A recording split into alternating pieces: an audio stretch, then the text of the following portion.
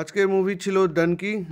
Lead রোলে ছিল শাহরুখ খান, রাজকুমার হিরানির movie. খুব নাম শুনেছিলাম মুভিটার বিষয়বস্তু হচ্ছে ইলিগাল ইমিগ্রেন্টস, মানে অবৈধভাবে নিজের দেশ ছেড়ে 4-5 6 জন, মনে হয় 6-7 জন নিজস্ব কিছু কিছু কারণে, ব্যক্তিগত কিছু কারণের জন্য বিদেশে যায় অর্থ উপার্জন করতে।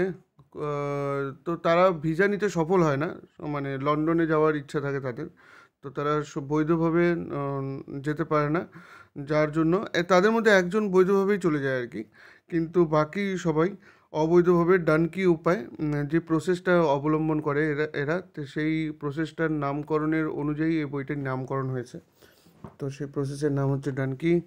তো সেইভাবে অনেক মুশকিলে যায়, ওখানে যায় তো, কিন্তু সেখানে গিয়েও তাদের হ্যারাসমেন্টের সমাধান হয় না, মানে তারা হ্যারাস হতেই থাকে, অনেক ধরনের সমস্যার সম্মুখীন হয়। বইটার মাধ্যমে একটা মেসেজিং দেওয়ার চেষ্টা করা হয়েছে, সেটা হলো অবৈধভাবে কোনো দেশে গেলে পরে কী সমস্ত বিপত্তি হতে পারে। ইভেন অনেকে তো তাদের গন্তব্যে পৌঁছায়ও না, অবৈধভাবে যেতে গিয়ে যা যা রিস্ক আছে তার মাঝেই অনেকে মারা যায়, অনেকের দেহও খুঁজে পাওয়া যায় না। তো এরকমই একটা দেখানো হয়েছে দৃশ্যপট, শেষে গিয়ে রিয়েলিটির সাথে কানেক্ট করা হয়েছে। তবে মুভিটি ভালো, মানে নট এক্সপেক্টিং টু মাচ, বেশি কিছু নেই মুভিটার মধ্যে, তেমন যে খুব ভালো মুভি সেটাও না। দেখিয়েছে ভালো, এন্টারটেইনিং, মোটামুটি লাস্টে ইমোশনাল কানেকশনও রয়েছে, but not that good movie. আছে অ্যাভারেজ অ্যাভারেজ মুভি। তো ওভারঅল আইএমডিবিতে 6.5। আমি 7-এর বেশি দিতে পারবো না। 6 আমি মুভিটাকে দিতাম, কিন্তু ডাইরেকশন একটু ভালো আছে, প্লাস গানগুলো ভালো আছে, তার জন্য 1 পয়েন্ট আমি আরও অ্যাড করেছি। 7, 7 ডিজার্ভ করে, এর থেকে বেশি ডিজার্ভ করে না মুভি। শাহরুখ খানের মুভি বলে আমি খুব ভালো বলবো এরকম কোনো ব্যাপার নেই।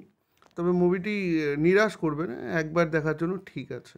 তবে মুভিটি শেষ হওয়ার সাথে সাথে মানুষ ভুলেও যাবে, মানে সেরকম ভালো পর্যায়ের মুভি না এটা যে মনে থাকবে, এই ধরনের মুভি কিছু না। তবে ভালো, খারাপ না। ইচ্ছে থাকলে দেখতে পারেন। গত বছরের মুভি, 21শে ডিসেম্বর 2023 মনে রিলিজ হয়েছিল। মুভির লেন্থ হচ্ছে 2 ঘন্টা 40 মিনিট। বাকি মুভিটি কোথায় আছে? নেটফ্লিক্সে আছে, বাস এইটুকুই। আর লিড রোলে ছিল শাহরুখ খান। ভালো অভিনয় তো সবারই ভালো মোটামুটি। তাপসী পান্নু খুব ভালো অভিনয় করেছে। আর এদিকে আর কাকে বলি, চোখে পড়ার মতো সেরকম কেউ নেই, সেরকম কারোর নাম এখানে মেনশন করা হয়নি আইএমডিবিতে যারা যারা লিড রোলে ছিল। তবে অ্যাক্টিংয়ের দিক থেকে সবাই মোটামুটি ভালোই ছিল। আম, সুখীর যে ক্যারেক্টার ছিল, সুখী তো মনে হয়, হ্যাঁ, সে ক্যাটরিনার বর, কী যেন নাম, ও খুব ভালো অভিনয় করেছে। ওর অল্পটুকু ছিল রোল, বাট খুব ভালো। কী যেন নামটা ভুলে গেলাম, যা ভুলে গেলাম, কী যেন নাম। যাই হোক, ক্যাটরিনার বর মনে পড়তেছে আমার। তো সে খুব ভালো অভিনয় করেছে। ওভারঅল ওয়ান টাইম ওয়াচ, ঠিক আছে, ওয়ান টাইম ওয়াচ। নেটফ্লিক্সে পেয়ে যাবেন, আর যদি লিঙ্ক লাগে তাহলে আমি আছি। টাটা।